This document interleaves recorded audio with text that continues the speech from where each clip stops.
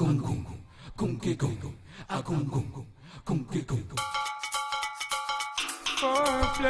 guys, it's Vanilla, and with me today I have Bajan RadioKiller. I always say a road killer, I don't know why. It was made for the road, but it's okay. Radio too. You're fast. And you listening faster, that's very good. Okay, so I'm seeing you're wearing your brand. I'm not sure. One of them. I'm not sure if I can say it, but I will anyhow. King-ish. It's spelled King. Yeah, but we say King-ish. When you're on TV. King. Right. Can you tell me a little bit about it? Actually, just to make it brief, a king does what he wants. I had several lines over the years, and my team just decided that it was time to do something not arrogant, but something that will let them know that we don't necessarily follow trends or we are not looking for approval. So, if a king do we want, we say king shit. Who can tell me no? And your mission statement in life as well. Must bust. B-U-S-S. M-U-S-T. B-U-S-S. Why? Why? Because when I hear that, I think of something. Yeah. Actually, a lot of people get misguided by it. It's not a problem because in life we all must bust, or me or you wouldn't be here. But, however,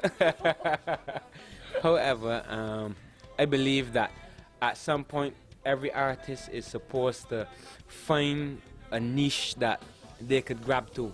So for instance, me personally, I just believe that everybody should find what they want and love in life and basically push towards it. With that mindset and that frame of mind, there's only one thing that came about for me, and personally that was must bust, meaning that I have to make it in life and nothing will stop me.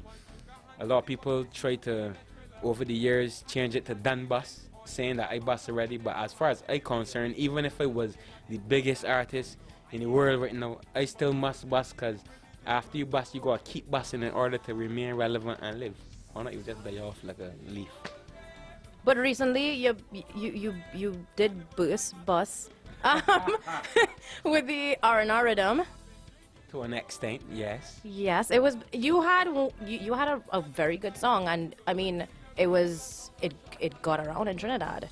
The response was, I think it was good. We had to work for it though. I mean, like, big up Dougie Slaughter, big up Bungie Garland, the general, because between two of them and Frank management, don't let me forget anybody, we actually did a lot of work, because when I initially got here, because I got here a little later than I was supposed to, because I had a lot of work going on in Barbados, so I was trying to finish up everything before I come out for Carnival. I was here for like the whole 2 months, January and February.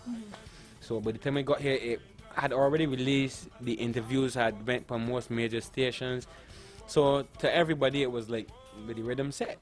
But then it was like, I show up and pop up and like, who's this person here? Like, you know what I mean? Who know, who don't know is like. But then when they see that I was moving around with the team and we started to do interviews and performing everywhere, it was like, wow, you officially on the rhythm? Because people thought that I just got the rhythm and jump on and put a song. People like didn't realize that I originally was on the rhythm. Yeah. Well, I mean, he might have he drilled you all, but I mean the results were good. Of course it was. I mean, like That was the hottest rhythm. I wanted to jump on it, but nobody would record me. You want to jump to it? You jump this year? No, I've never played Mass. I was actually gonna ask you. So you ain't jump on the beat and you ain't jump either? No, I mean I was in Feds and I whined it. I don't jump as wine. So next year we can make a promise and you going on the road? You going on the road next year with me? Yeah. Yes. Yeah. Yeah. Right. Alright, everybody here heard it, right? Is a promise? Right. So you've played Mass in Trinidad before? From an artist point of view, I don't really play as in to buy a costume and go in the crowd. Because you get free costumes. No, I don't. I'd be on the track singing and entertaining people. However, after I'm finished working, I will get down and I will go and frolic and dance and enjoy myself around people. Okay, so be honest. Do you prefer Crop Over or Trinidad Carnival? No, I can smartly answer that without getting in trouble. There's different elements to it. Honestly, right? Because like 10 months of the year in Barbados. I am a dancehall and reggae artist. That's why I actually known as. That's where I actually made my bread for the last couple of years of my life, and that's where my majority of my popularity stemmed from. However, I find that the reason why I wasn't getting the major influence that I wanted when I did my soca music in Barbados is because, let me say, if you're doing something like dancehall and reggae, it's going to influence anything else you do. So my soca was dancehall and reggae fused. Then when I realized, in order for me to really get the essence of soca, I need to be in that setting and frame of mind. Hence why I realized, you know what? You got a little fan base in Trinidad to a certain extent. You got a couple of friends and things. Trinidad is the move. So like 6 years ago, I just pick up some money and think Trinidad for like a month. And I was like scoping out the scene, see what's going on. Where I could, I tried to inject my music, but I wasn't really pushing it to that level. The next year I come, music again. You network, you link with a couple of people, and it rolled on year and year till like year before I end up linking with Chocolate City. I perform on the truck. I went to a couple of things. I get a little outing. That was nice. Last year I was moving with Millionaire Family and them in the south. All these people is still my brothers. Me and everybody good, so I ain't no fallouts or anything. Because I realize one thing: as much as people talk, Trinis actually wants you about something in life. Positive Trinidadians always embrace it, and they're willing to help.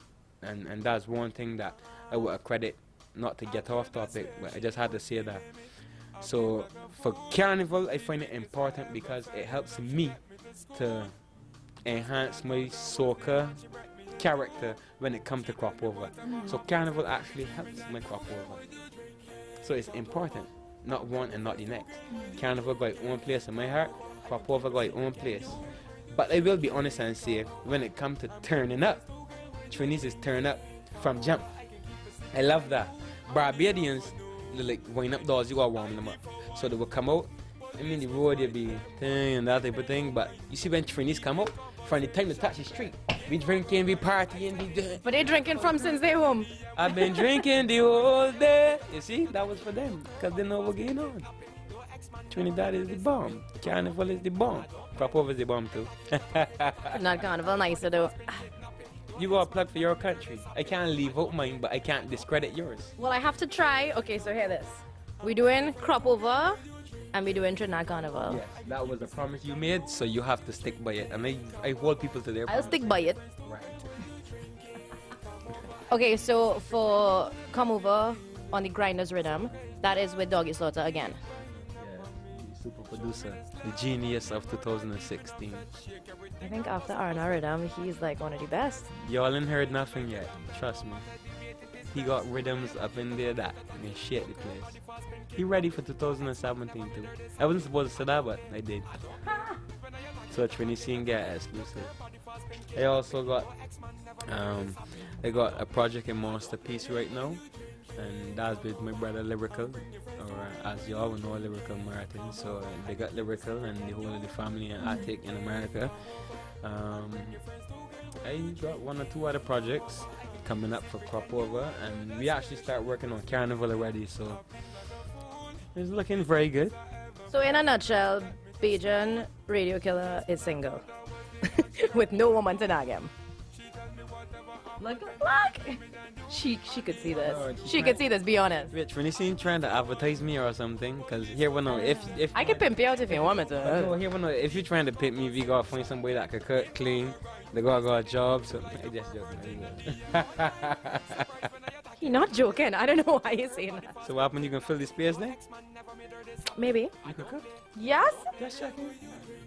Hello. Not only curry, oh my god. That was racist. I wish we could like flip the camera too. Okay, we're getting nothing. Yeah, I know, right? Jamali will edit. It's okay. We just edit out. We just edited out When everything that was just said. They was drinking, they were happy. Yeah, they didn't know Yams was on the ends, right? That's alright. But he's supposed to back you up. He's supposed to back you up. That's alright. Good. But They have like a love-hate relationship. I know you can't see it, but no, they this is do. my sister, so it'd be cool. Yeah. Okay, so your alias name is Bajan RadioKiller. I say Road Killer. Yeah. Everybody does. Uh-huh. And your artist name is Fantom DunDeal. Yeah. How? Alright, so what happened is 7 years ago, because I started recording about 8 years ago, after about a year, we realized I had projects, but no name. So, because I really wasn't studying the artist life, I just loved music to the point and expressing myself. So writing lyrics and recording was part of my personal getting things off my chest. You know, somebody else would get vexed and getting shout, somebody can call the girlfriends, and me, I was to write my things, put them out. But when the producer told me, but you gotta get an artist name, I was like, I can name myself Fans. That's why I'm doing it for, whoever can relate to me. So he was like, that can't work. Too short, too corny. So I was like, well, we can name me Tom, Dick, and Harry. He was like, how about we name you Fantom? And I was studying it, and I said, so we can use Fantom with the F-A-N-T-O-M instead of the P-H, because people often, when they hear Fantom, they think of P-H, which is the cartoon character with the purple tights. That ain't me, right? Nah. So I hope not. I was moving with Fantom, and then after a couple months, like, I left that studio I was in, and I went to a different studio. And the first day there, the guy, the engineer, told me, we want a freestyle from you. They just wanted to see where my talent is scope. So in the freestyle, I told them, no matter what happened, I can always keep it real. And at the end of the day, they can call me the DunDeal. So everybody was like, DunDeal. And they just started calling me DunDeal. So I went from having one name to having a first and a last name, Fantom DunDeal. After a couple of years, I realized that people stopped calling me Fantom and start calling me DunDeal by itself. So seeing that you got DunDeal, the producer overseas, which is actually one of my brethrens, because he's following me and everything of his messages and things, and a couple other people that trying to grab the name like Main Deal and all type of things. So I was like, you know what, I got discovered. And a day I went to another studio, and the guy was like, at the beginning of your song, you normally said the DunDeal, you got a funny sentence, and I was like, you can come just laugh it. And we was doing the song, and when we get to the beginning, I was like, the Bajan RadioKiller. And he was like, what's that? I was like, I don't know, it sound bad. And he was like, no. And then we start to move with it, because, or the way how my brain works, a lot of things come on instinct. But then sometimes you have to sit down and figure out why something came to light.